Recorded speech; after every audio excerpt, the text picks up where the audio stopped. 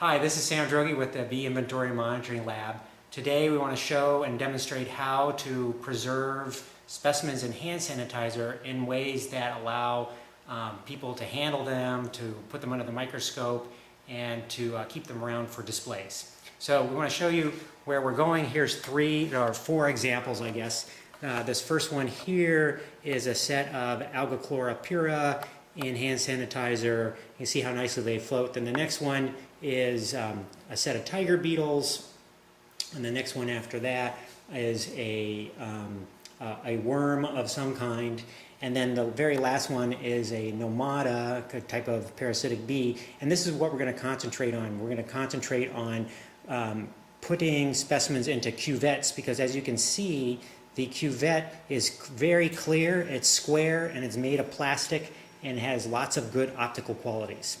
Okay, so what do we need? We need to have a small syringe for pulling out air bubbles. We'll show that in a second. You need some kind of tweezers. We like these reverse tweezers for holding specimens and dipping them in. You need a batch of specimens. Here are dried specimens, and we'll show how to get dried specimens into hand sanitizer.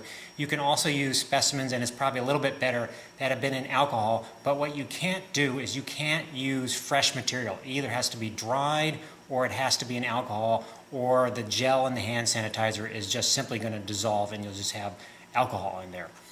And you can use any kind of hand sanitizer. These are just hand sanitizers over here that come from the store. They all appear to have the same basic formulation. If you can get one without bubbles, that's better.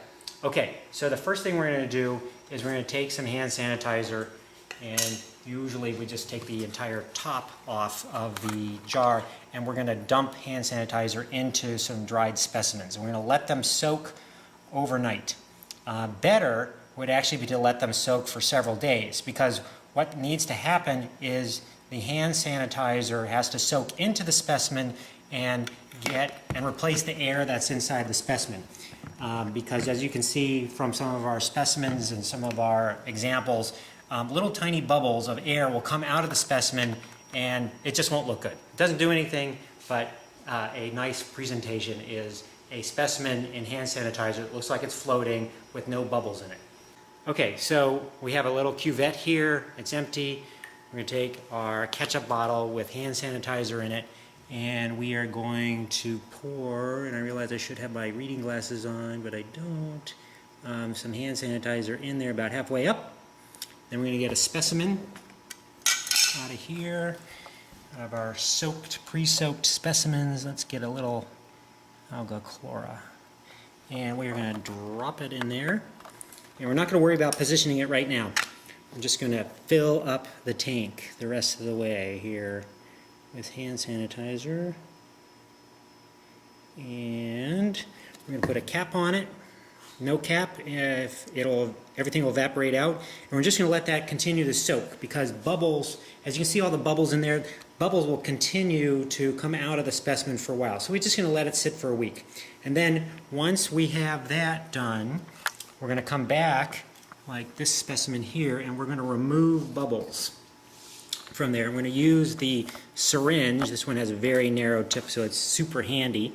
And what you do is you depress the bulb of the syringe beforehand, otherwise you're going to add bubbles in, and you move up to the bubble and you suck it out like that. I'm not doing it very well because I can't really see what I'm doing because of the camera, but oops, and then I just added bubbles, so that was a negative.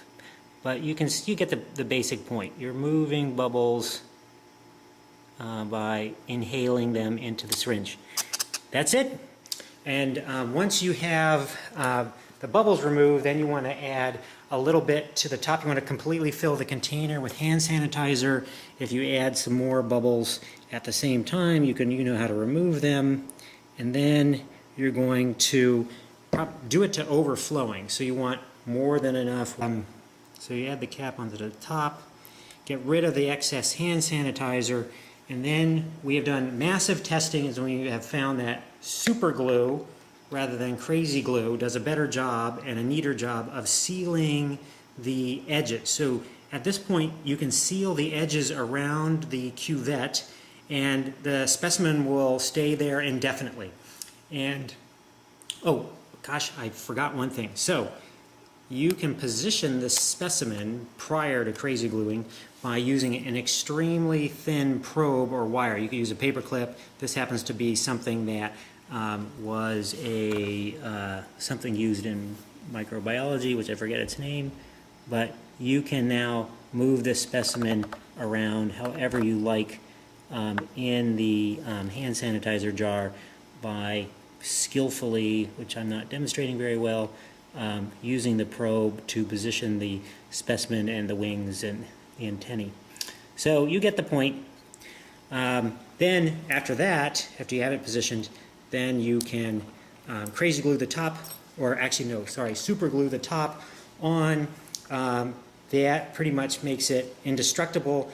If you have a particularly heavy specimen, like if you're using some kind of a worm or a heavier bodied insect, if you strike the bottom of the cuvette or something very hard, the specimen will drop.